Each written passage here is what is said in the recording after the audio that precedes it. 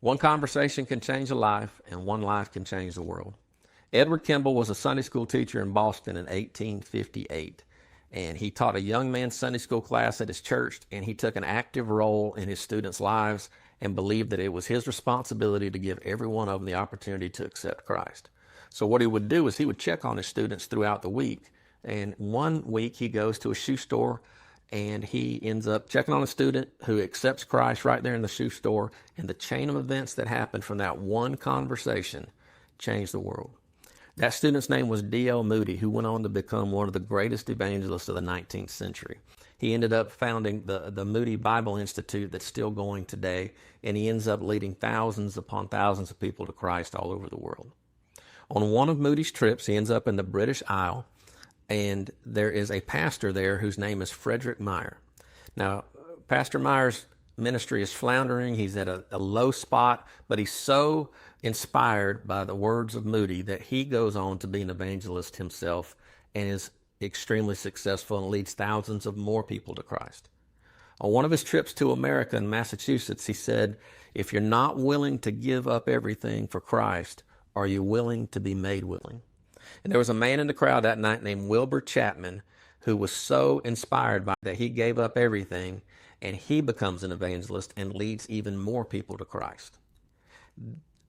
Then he runs into a man named Billy Sunday. Billy Sunday was a former baseball player who watched and learned from Chapman, and he becomes an evangelist.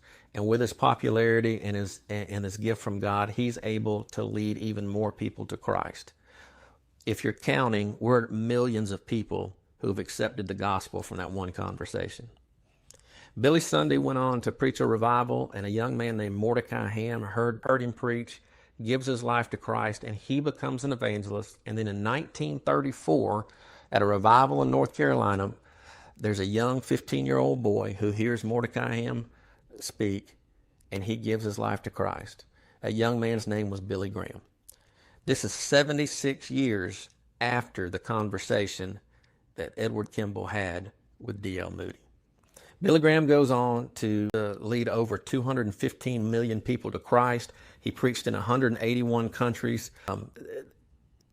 He has shared the gospel with more people than anyone in history. Billy Graham died in 2018. That's 84 years after he heard Mordecai Ham speak, and 160 years after he heard Kimball had that conversation with D.L. Moody. And the legacy goes on and on today. Matter of fact, Billy Graham led so many people to Christ, so many millions of people, you can probably trace your salvation back to this story. And it all started with Edward Kimball, who never packed stadiums. He never had a bunch of views on Facebook or YouTube. He was just obedient to God and with what God had given him to do. When God wanted to reach millions of people, he didn't find a celebrity. He went with one ordinary faithful man. So whatever task it is that God gives you, do it and be faithful, and do it with all your heart. Your job isn't to lead millions of people to Christ. Your job is to reach the person that God puts right in front of you.